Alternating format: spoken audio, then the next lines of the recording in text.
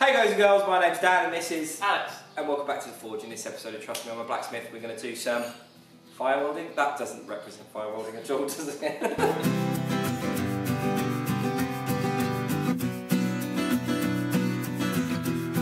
Right, okay, so for this video we're going to do some fire welding, or forge welding as it's known across the pond. I'm just going to go over joining two bits of bar this way, basically. And we can't weld them like that. We can't put them to, well, might be able to, but I don't know how easy it would be to do that. You can obviously weld small plates on, but for us to use these two bars to weld them together to make a new length of bar, we're going to have to lap them like this, and put some scarves in, and then fire weld them together. And I'm going to go over that process in a bit of detail. The reason I'm going over this is because the next couple of videos I have coming out are going to have quite a bit of fire welding in. Hopefully, yeah. I'm not the best fire welder or forge welder. I can do it. I do it out of necessity rather than I want to do it. And the reason is I don't like being hot. It's bloody hot in here anyway. And I want to do these welded reins videos, and I've got an axe to make which has got some welded parts in, and a bit of a practice on these will be really good. So I'm going to get the whiteboard, I'm going to go over some things with the whiteboard, and then we're going to start doing some forge. So this is what we're going to try and make. This is the scarf. Now we're going to need to make one of these on each end of the bar, on each end of both bars. Now, and the reason I've got such long bars is so we don't have to use tongs.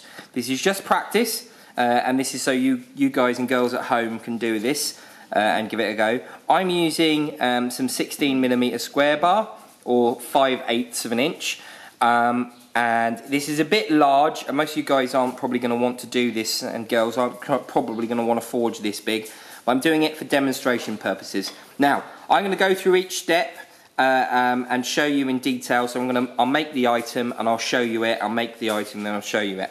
So the first step that we're going to do is we're going to make an upset on the end of the bar, but we want to keep the upset quite short because we don't want a huge scarf, and also we want to keep these corners in just to make sure that we don't have a massive amount of scarf at the end. Step 2 is what we're going to do is we're going to make this shape. We're basically going to put a point on the end of the scarf, a 3-sided taper. Well, it's not 3-sided, it will be 4-sided, but you'll see what I mean when we get going. It will look something like that at the end of the bar. And then to locate the two bars when you slide them together, we need to forge this little notch in here, and this is just to lock the two bars in together. And I've made a slight error on this drawing. I'm going to change this now and tell you why I've done this wrong. Oh, that needs to be more like that, and this wants to be here. And now why is that, Dan? That's better. So we can get rid of that bit, and that bit, and that bit. This plane wants to be here above this lump. That's what I've done wrong. See, I've drawn it here, I've done it right here, but I haven't done it right here. Sorry about that. And this should be a little bit flatter as well. But basically I'll show you each step as we go along, and you'll see a bit of footage of me doing the upset and everything. Right, okay, just going to jump these bars up.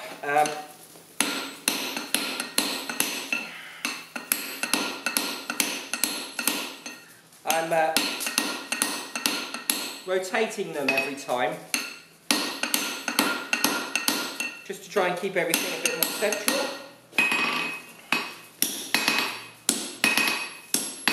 Just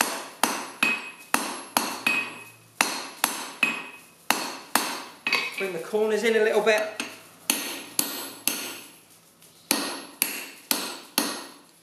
Just upset this bar ever so slightly.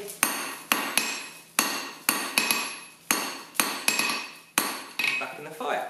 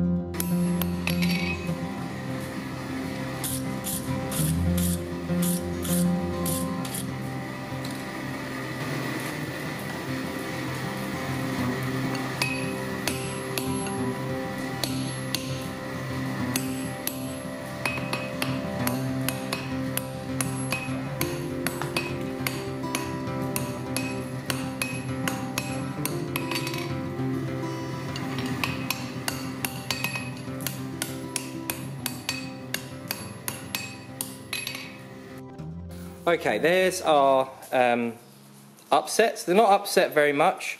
I've probably just brought the bar up to about 3/4 of an inch or 20 mil. They don't need to be upset very much. It's just in case when we do the weld we lose a little bit of material. And then that, as you can see right on the end there, just taking those corners in. Okay, what we want to do now is put this taper on that I was talking about. And the best way to do this is to lean over your stock and look. You basically want to be looking at the furthest end of the stock, and then start putting a very shallow taper on it. Then turn it through. 90 degrees.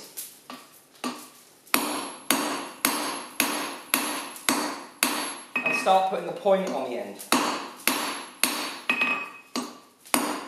And again, by getting over your work, you'll push the material back.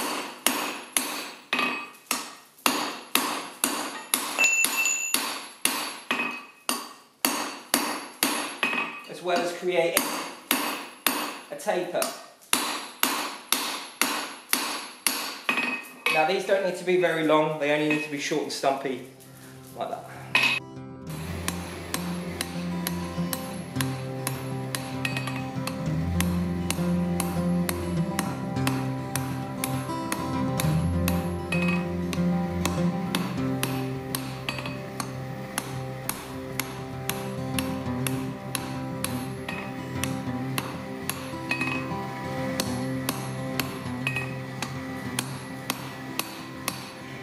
Okay, so here's the scarves, that's one, and as you can see on the end you've got that three-sided taper I was talking about. So this side here is flat, this side here is flat, and then you've got a 45 that tapers in that way, and then like a 30 degrees this side. And you can also see this is our lump, this is our upset lump, so that bit raises up, get nice, raises up, creates that lump, then comes down with a point. The next thing we're going to do is we're going to put the bit in that's going to join these two together. So let me just, the other thing I'm just going to show you is,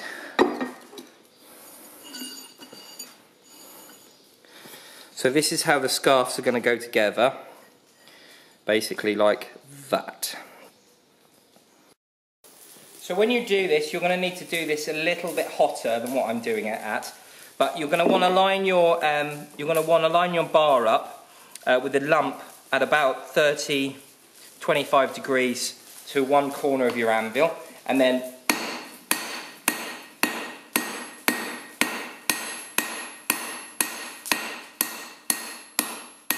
forge it down like that, and it's going to give you like this little hook, and then we're just going to come up and just redress our point. Just like that. Do the other one. I'm going to come here again, just bring it off the edge of the anvil.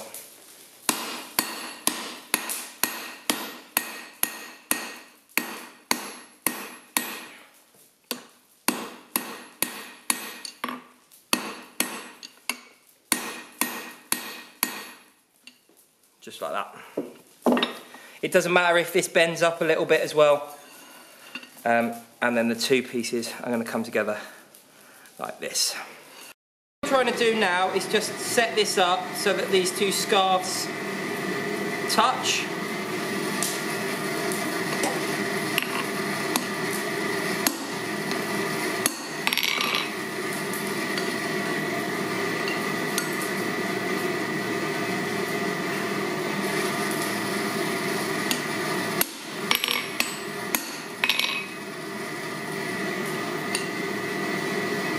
Just make sure everything fits nice and touches nicely. So what's going to happen is, you're going to grab your work from the fire.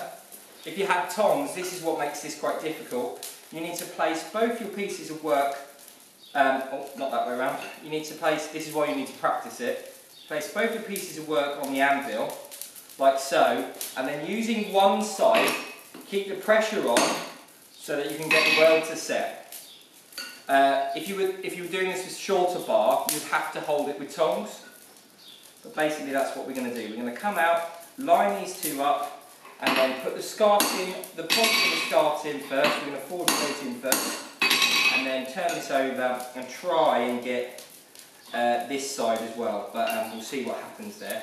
Okay, I know visually this is going to be quite poor. I need a better camera, but what I suggest you do when you're bringing your material up to a fire welding temperature is you need to set your heat back here to stop. When you pull this out of the fire, you don't want all the heat being sucked back into your bar. This makes your life a lot more difficult in the long run.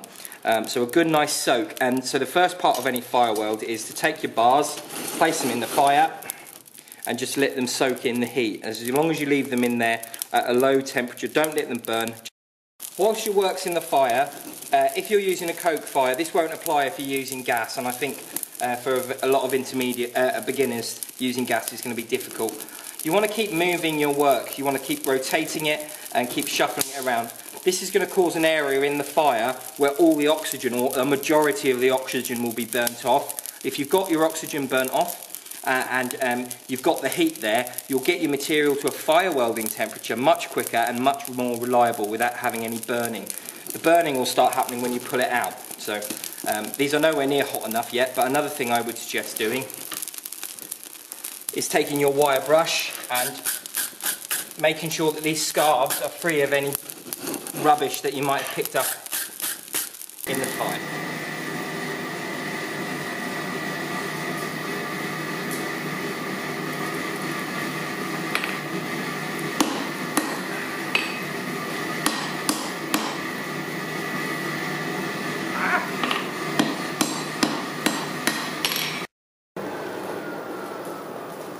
Okay, for these welds you want to be putting the scarves in first, at the very tips of the scarf, and that way you'll get a nice good joint.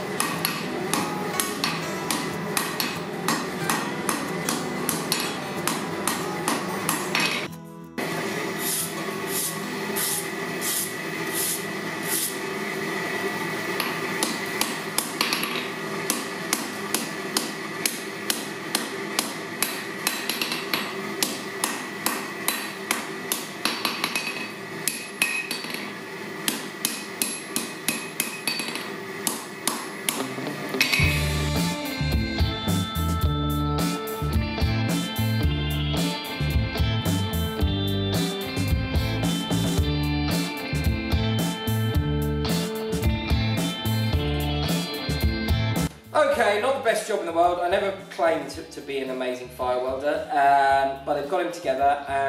I think I'm going to run... How many of those did you get footage of me not being able to do the thing I was trying to do? Maybe 5 times. Okay, cool. So this is the blooper reel of me trying to do something. Basically, if you get these to the right temperature, you can literally pull them out of the fire, push them together, and they'll stick. And I was trying to show you that, and I got it the first time, and then after that I couldn't get it, and I've just burned the ends, and anyway, I probably should have made the scarves again. That's why this isn't perfect. It's not welded together. It's definitely welded together. And the other thing I did, which was a bit stupid, 2 400mm long pieces of bar welded together will not fit in my fire, so I then had to cut a bit off. So yeah, it was a bit of a, I made some mistakes, and I apologise I made some mistakes. Anyway, basically just a run through of that, and here's me messing up 5 times.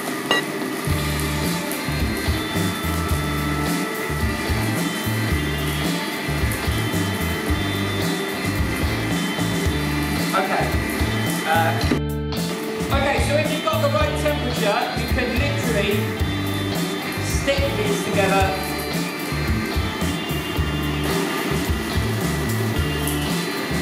So if you've got this at the right temperature,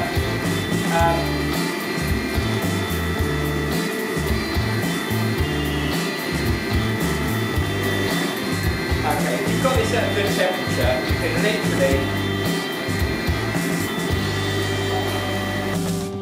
if you've got your metal at the right temperature, you can bring it out of the fire, literally straight away.